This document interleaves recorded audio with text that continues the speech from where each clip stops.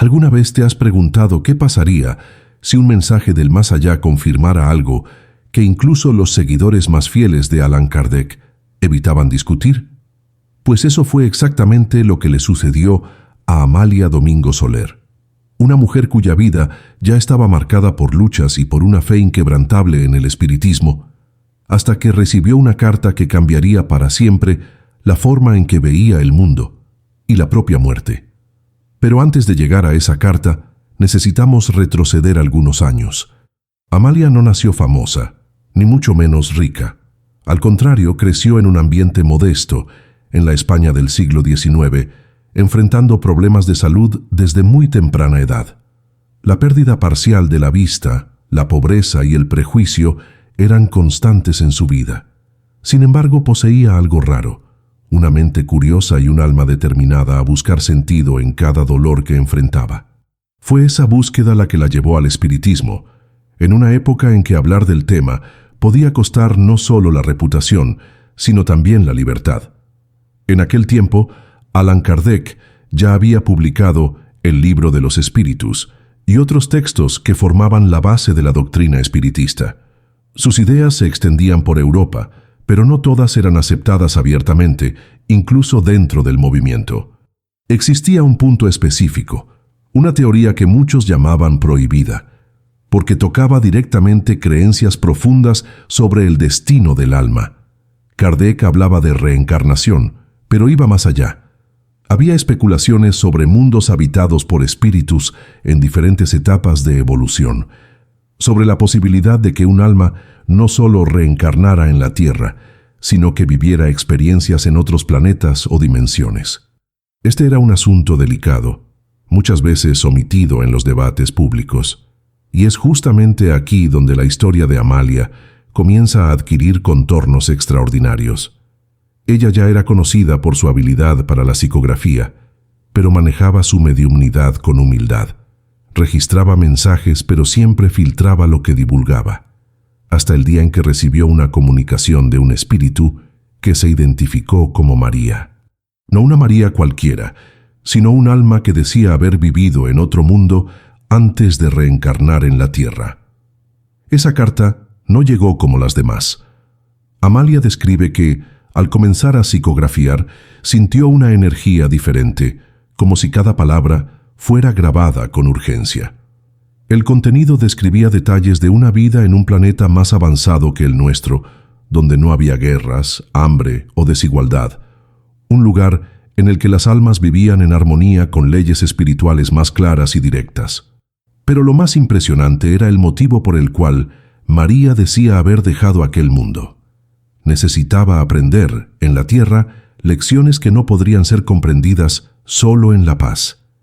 Esta idea impactaba porque, según la carta, la Tierra no era el escalón, final o inicial, sino solo una estación en un largo viaje que atravesaba mundos diferentes.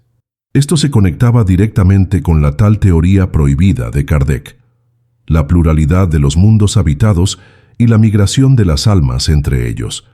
Imagínese el impacto de esto en el siglo XIX. En una Europa impregnada de dogmas religiosos y conservadurismo, decir que el alma podría vivir en otro planeta antes o después de la vida en la Tierra era casi como desafiar directamente a la Iglesia e incluso a parte del movimiento espiritista, que temía la reacción pública. Amalia sabía que publicar esa carta no solo sería polémico, sino peligroso. Aún así, no se conformó con guardarla para sí misma. Antes de tomar cualquier decisión, buscó señales de confirmación. Pasó semanas releyendo el texto, comparando pasajes con referencias discretas en las obras de Kardec, y cuanto más leía, más percibía las similitudes. No eran solo coincidencias. Era como si la carta viniera a llenar lagunas que Kardec había dejado abiertas, tal vez a propósito, para evitar persecuciones. Mientras investigaba, Amalia comenzó a recibir otras comunicaciones que reforzaban el mensaje de María. Espíritus diferentes, de épocas y lugares distintos, hablaban sobre esta misma ley de tránsito espiritual entre mundos. Algunos describían experiencias en planetas donde la gravedad era más ligera, donde la luz tenía un tono diferente, donde la comunicación se daba sin palabras. Otros relataban mundos más primitivos que la Tierra, llenos de conflictos y atrasos morales como si fueran escuelas, para almas aún en desarrollo. El detalle es que, a pesar de la riqueza de estas descripciones, el tono de cada mensaje era simple y directo. No había romanticismo ni exageraciones. Todo sonaba lógico, casi científico, como si el mundo espiritual estuviera intentando preparar a la humanidad para comprender su verdadera posición en el universo. Pero había una pregunta que no salía de la mente de Amalia. ¿Por qué esta revelación llegaba a ella y no a otros médiums más famosos o influyentes? La respuesta llegó en un nuevo mensaje, en el cual el propio espíritu de María explicaba que ella había sido elegida por su resistencia moral y por no buscar fama o gloria personal. La verdad no se mide por la boca que la pronuncia, decía la carta, sino por el corazón que la preserva. Esa frase quedó grabada en la memoria de Amalia. Ella sabía que, si decidía publicar, atraería críticas, posiblemente perdería apoyo y enfrentaría ataques de aquellos que la acusarían de inventar todo. Pero al mismo tiempo, sentía que silenciar sería una forma de traicionar la confianza que se le había dado. Y fue en esta encrucijada que la historia dio un giro que nadie esperaba. Antes de tomar su decisión final, Amalia recibió un visitante misterioso, un hombre alto, de facciones serias, que decía haber venido de lejos solo para conversar con ella sobre una carta especial. Se presentó como un estudioso de la obra de Kardec, y sin que ella dijera nada, comenzó a citar fragmentos que describían exactamente el contenido de la carta de María. Afirmó que existían grupos secretos dentro del movimiento espiritista que estudiaban estas teorías, pero evitaban hablar públicamente sobre ellas. Y, lo más intrigante, dijo que la carta que ella tenía en sus manos era la prueba de que tales teorías no eran solo especulación, sino realidad. Aquella conversación la conmovió profundamente. Ya no era solo sobre coraje o miedo. Era sobre la responsabilidad de registrar un pedazo de la verdad, aunque el mundo todavía no estuviera listo para aceptarla. Y, mientras reflexionaba sobre esto, un nuevo fenómeno ocurrió, algo que la haría percibir que esta historia estaba lejos de terminar. Aquella noche, después de la misteriosa visita, Amalia apenas pudo dormir. La mente le bullía de preguntas. ¿Quién era exactamente aquel hombre? ¿Cómo sabía tanto sobre la carta de María sin haberla visto nunca? Y lo más inquietante, ¿qué significaba esa idea de grupos secretos dentro del propio espiritismo, guardando informaciones como si fueran piezas de un rompecabezas que solo algunos tenían derecho a armar? Al amanecer, decidió actuar. Lo primero que hizo fue escribir, de memoria, cada detalle de la conversación de la noche anterior. Anotó el timbre de voz, el modo en que evitaba usar nombres propios y la insistencia en que aquella carta debía ser preservada para el momento adecuado. Aquellas palabras resonaban como una advertencia. Era como si él estuviera diciendo, sin decir, «Tienes algo demasiado peligroso para ser revelado ahora». Amalia, sin embargo, no era del tipo que retrocedía ante un desafío intelectual o espiritual. Al contrario, aquella sensación de estar tocando algo prohibido solo la impulsaba a ir más a fondo. Comenzó a revisar todos los libros de Kardec que poseía, especialmente el Libro de los Espíritus y la Génesis, buscando pistas que pudieran confirmar el contenido de la carta. Y encontró, pero no de la manera que esperaba. En varios pasajes, Kardec hablaba de la pluralidad de los mundos habitados, pero de forma discreta, casi cifrada.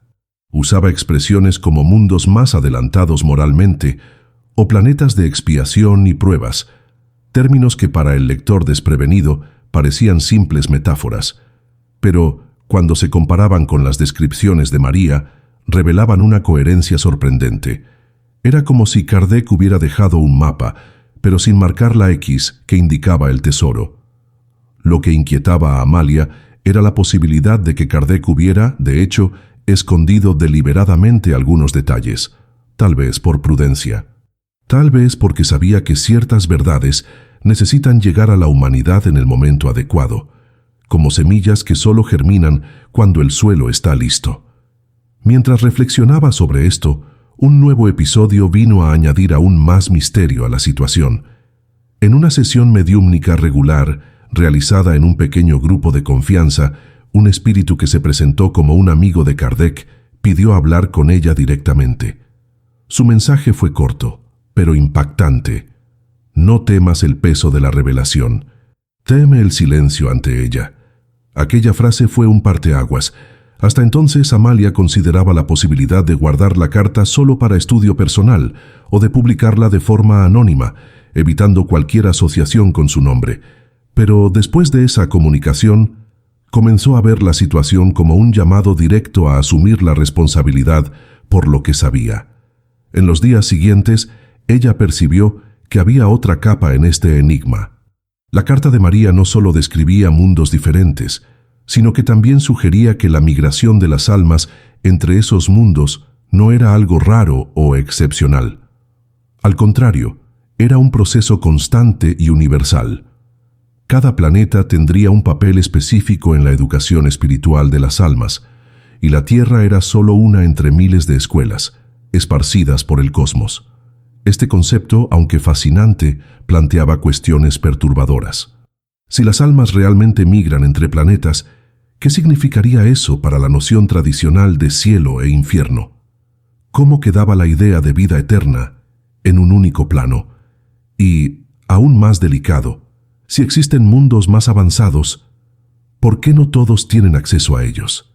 Esas preguntas no solo rondaban la cabeza de Amalia. Poco a poco, comenzaron a resonar también entre las pocas personas a quienes ella mostró la carta. Un pequeño círculo de amigos y estudiosos, seleccionados por ella, fue autorizado a leer el contenido. Las reacciones variaron entre fascinación y malestar. Algunos decían que aquello confirmaba intuiciones que ya tenían desde hacía años. Otros advertían que publicar tal información podría atraer persecución no solo de las autoridades religiosas, sino también de sectores más conservadores del propio espiritismo. Fue en ese clima de tensión que una nueva pieza surgió en el rompecabezas. Uno de los amigos de Amalia, que vivía en Francia y tenía contacto con antiguos discípulos de Kardec, le envió una carta enigmática. Dentro del sobre, además del mensaje escrito, había una hoja envejecida con caligrafía francesa del siglo XIX. El texto decía: «Los caminos del espíritu no se limitan al suelo que los pies tocan, pero el camino más largo es el que el miedo construye». La firma estaba ilegible, pero las iniciales AK dejaban poco margen para la duda. Era imposible probar la autenticidad de aquel papel, pero para Amalia la coincidencia era demasiado grande para ser ignorada.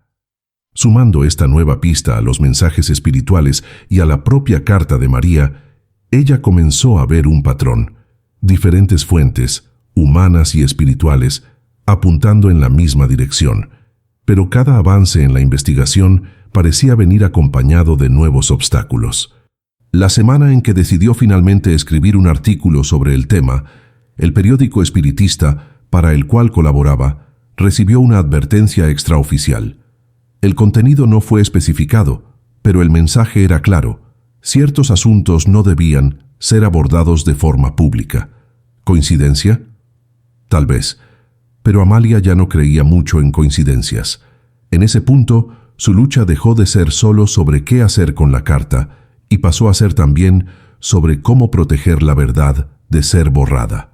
Comenzó a hacer copias manuales del documento y a enviarlas a personas de confianza, guardando los originales en un lugar seguro. Para ella, ya no era una cuestión de fama o polémica, sino de garantizar que, sucediera lo que sucediera, aquel mensaje sobreviviría. Fue entonces cuando un acontecimiento inesperado puso todo en riesgo. Al llegar a casa una noche, Amalia encontró su escritorio revuelto. Papeles en el suelo, cajones abiertos y un detalle perturbador: todos los documentos estaban allí, menos la carta de María. El corazón se le disparó.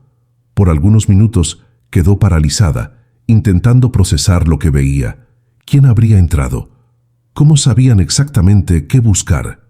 Y lo más inquietante aún, ¿Qué harían con aquel contenido?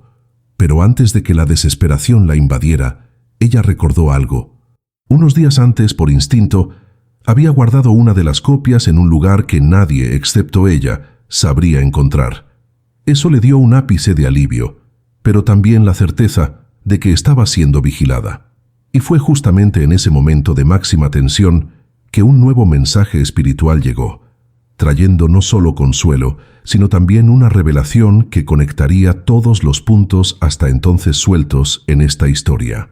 El mensaje llegó una noche silenciosa, mientras Amalia, aún conmocionada por el robo de la carta original, intentaba concentrarse en una oración. Sintió la presencia suave, pero firme, de un espíritu que se presentó como luz que camina. No era un nombre común, y sonaba más como un título o un estado del ser. Las primeras palabras que transmitió fueron directas. Lo que te fue quitado no está perdido. Lo que es verdadero jamás puede ser borrado. Esas frases, simples pero profundas, calmaron un poco el corazón agitado de Amalia. Ella tomó papel y lápiz y comenzó a registrar todo.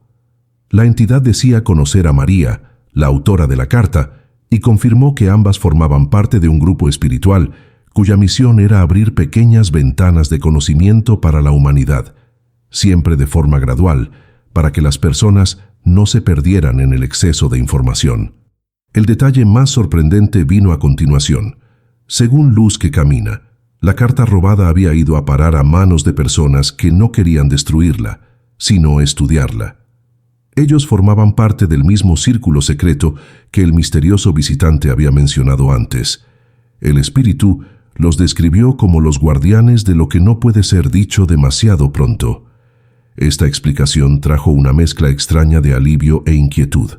Si por un lado la carta estaba a salvo, por otro, estaba en manos de quienes podrían decidir usarla o esconderla, de acuerdo con intereses que Amalia desconocía. Pero la revelación no se detuvo ahí. El espíritu pasó a explicar que la teoría prohibida de Kardec sobre la pluralidad de los mundos habitados y la migración de las almas entre ellos era solo una parte de algo aún mayor. Habló de cadenas de mundos, donde planetas estaban conectados por afinidad vibratoria, formando rutas espirituales por las cuales las almas transitaban. Esas cadenas funcionaban como verdaderas escuelas, cada planeta enseñando una lección específica. María, la autora de la carta original, habría venido de un planeta de alto desarrollo moral y tecnológico, pero donde las almas no experimentaban con tanta intensidad el sufrimiento y la desigualdad. Por eso, ella necesitó venir a la Tierra, un mundo de expiación y pruebas, para aprender lecciones que solo el contacto con el sufrimiento humano podía enseñar. Esto, según Luz que Camina, era parte de un plan mucho más amplio de evolución, en el cual cada alma pasa por experiencias en diferentes contextos hasta alcanzar la plena conciencia. Esta idea fascinaba y asustaba a Amalia al mismo tiempo. Fascinaba, porque daba un sentido mucho más amplio a la existencia y al propio concepto de reencarnación. Asustaba, porque colocaba a la Tierra en una perspectiva incómoda, no como un hogar definitivo, sino como una etapa de un recorrido mucho mayor, lo que podría socavar las convicciones religiosas y filosóficas de mucha gente. Al final de la comunicación, el espíritu dejó un mensaje que sonaba como un desafío. El conocimiento no pertenece a quien lo posee, sino a quien lo vive. Úsalo aunque la semilla caiga en suelo árido. En los días siguientes, Amalia comenzó a repensar su postura. Hasta entonces, su mayor preocupación era preservar el documento físico de la carta, pero ahora percibía que lo más importante no era el papel en sí, sino el contenido, las ideas que portaba. A partir de ese momento, decidió que pasaría a relatar oralmente y por escrito todo lo que recordaba, sin aferrarse al miedo a la pérdida material. Comenzó a incluir discretamente fragmentos de la carta y de las comunicaciones espirituales en sus textos y conferencias. No mencionaba a María por su nombre, ni hablaba explícitamente de otros planetas, pero usaba expresiones como mundos de aprendizaje y etapas del alma, para plantar pequeñas semillas de curiosidad. Quien estuviera listo para comprender, entendería. Quien no lo estuviera, guardaría la duda para el futuro. Fue en ese periodo cuando una sorpresa inesperada llegó por correo. Un sobre sin remitente, conteniendo solo una única hoja escrita a mano, con una letra que ella reconoció de inmediato. Era la caligrafía de María. En la parte superior, una frase: «No es la carta la que te protege, es lo que haces con ella». Abajo, había un breve párrafo que reforzaba el mismo mensaje espiritual que Luz que Camina había transmitido. El conocimiento verdadero necesita ser vivido, no solo guardado. La reaparición de ese fragmento fue como un relámpago. Amalia percibió que, aunque nunca recuperara el documento original, lo que realmente importaba ya estaba dentro de ella. Era imposible borrar de la memoria y del corazón las revelaciones que había recibido. Pero había aún una última pieza en este rompecabezas. En una reunión reservada con 2 estudiosos espiritistas de confianza, uno de ellos reveló algo que hasta entonces había mantenido en secreto. Un cuaderno de notas personales de Kardec, obtenido a través de un antiguo amigo de la familia Rivay, en el cual había fragmentos no publicados de sus reflexiones. Entre ellos, una frase subrayada 2 veces: «Las almas viajan como las estrellas, y no hay cielo que no se abra para quien aprendió a caminar».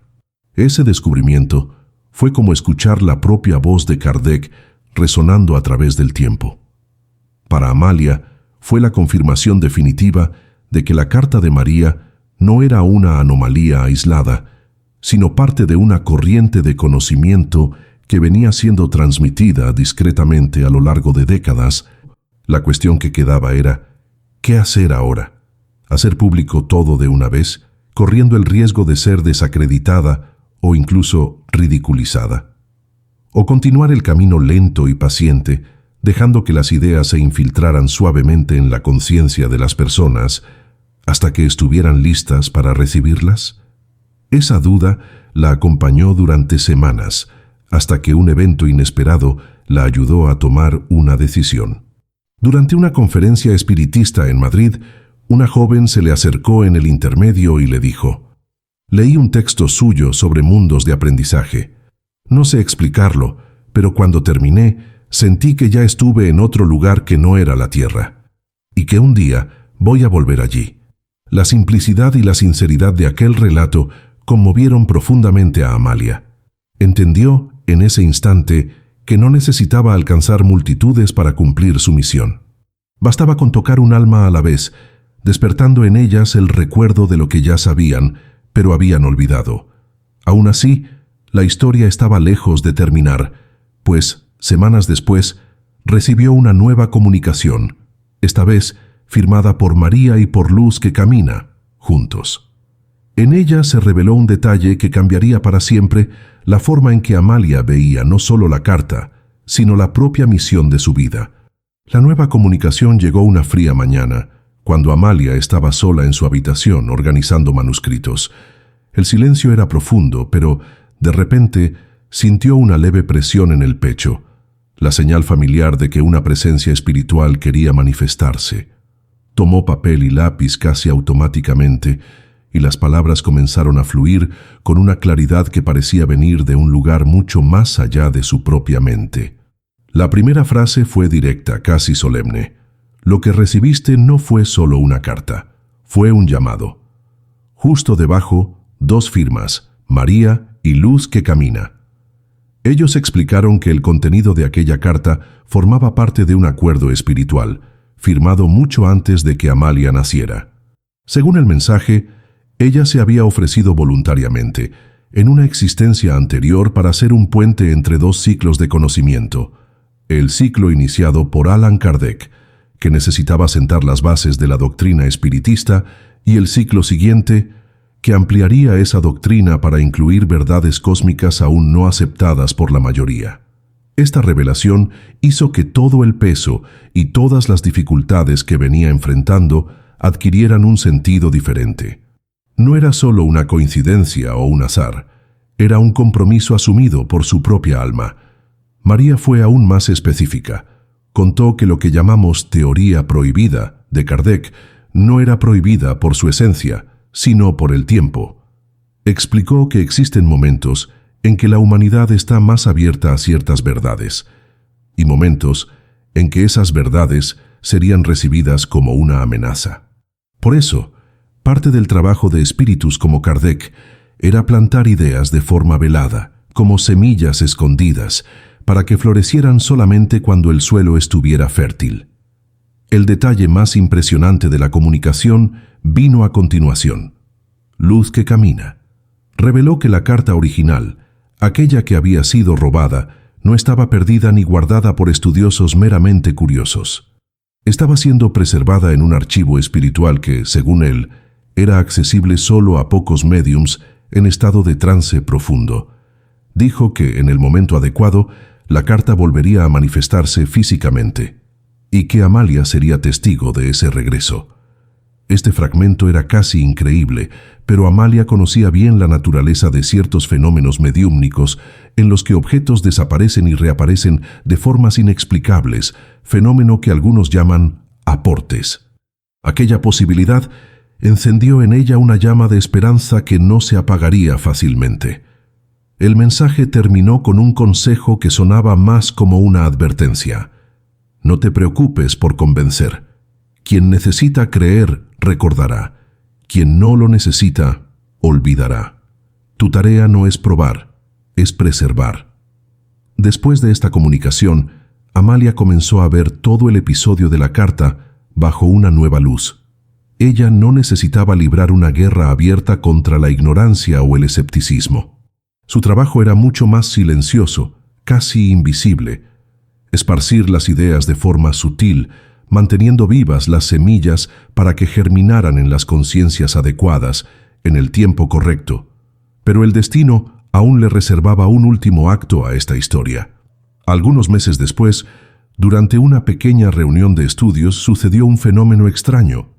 Mientras leía en voz alta un texto suyo sobre las escuelas del espíritu esparcidas por el cosmos, sintió un cambio súbito en la temperatura del ambiente. Una brisa ligera, imposible de explicar en una sala cerrada, recorrió el espacio. Luego, uno de los participantes, un joven que rara vez hablaba, señaló la mesa y dijo asustado: ¿Qué es aquello? Sobre la mesa, en medio de los papeles, había un sobre antiguo, amarillento, sellado con cera roja. Amalia sintió el corazón dispararse. Sus manos temblaban mientras tomaba el objeto. Al romper el lacre, vio ante sí la caligrafía inconfundible. Era la carta de María, intacta, con cada palabra exactamente como la recordaba. El silencio se apoderó de la sala. Algunos miraban incrédulos, otros lloraban en silencio. Amalia no dijo nada durante unos minutos, solo sostuvo la carta como quien sostiene algo sagrado. En ese instante, comprendió que el regreso del documento no era solo para ella, sino para aquel pequeño grupo, y tal vez para todos los que, en el futuro, estuvieran listos para escucharla. No fue coincidencia que, justo en los días siguientes, surgieran oportunidades para que ella compartiera partes de la carta en conferencias y artículos. Y como ya había aprendido, no divulgó todo de forma explícita. Usaba fragmentos, intercalaba conceptos, lanzaba preguntas abiertas, permitiendo que cada persona sacara sus propias conclusiones. Lo más notable es que, incluso sin revelar todos los detalles, las reacciones eran intensas. Las personas decían sentir una extraña familiaridad con lo que ella describía, como si ya hubieran vivido en otros lugares además de la Tierra. Algunas relataban sueños recurrentes con paisajes de otros mundos. Otras hablaban de una nostalgia inexplicable, como si hubieran estado lejos de casa durante mucho tiempo. Con el tiempo, Amalia percibió que esta quizás fuera la mayor prueba de todas, el eco que la carta despertaba en lo íntimo de quien la escuchaba, incluso sin saber exactamente de qué se trataba. No era un conocimiento que necesitaba ser impuesto, era algo que, de alguna forma, ya estaba grabado en el alma de las personas. Años después, ya al final de su vida, comentó a un amigo cercano: «La carta fue un regalo y una prueba. Un regalo, porque me dio la certeza de que la vida es mucho más grande de lo que imaginamos. Una prueba, porque me mostró que no todo lo que recibimos debe ser dicho de inmediato». El tiempo es parte del mensaje. Y así la historia de la Carta de María y de la teoría prohibida de Allan Kardec permaneció como uno de esos misterios que se revelan en capas. Algunos conocieron solo la superficie, otros llegaron a tocar el núcleo de la verdad, pero todos, de alguna forma, fueron tocados por la semilla plantada aquel día en que una simple hoja de papel atravesó el velo entre dos mundos para cumplir una misión. Quizás en el futuro esa carta sea estudiada abiertamente, sin miedo o censura. Quizás se convierta en solo un capítulo más en las páginas de la historia del espiritismo. Pero para Amalia y para aquellos que la escucharon, ella siempre será más que eso. Será la prueba de que el conocimiento verdadero tiene vida propia y siempre encuentra un camino para florecer, aunque necesite esperar siglos para ello, y para quien, al escuchar esta historia, sienta ese escalofrío extraño, esa intuición silenciosa de que ya estuvo en otro lugar. Quizás esa sea la memoria despertando, quizás sea el eco de la misma verdad que atravesó generaciones para llegar hasta aquí.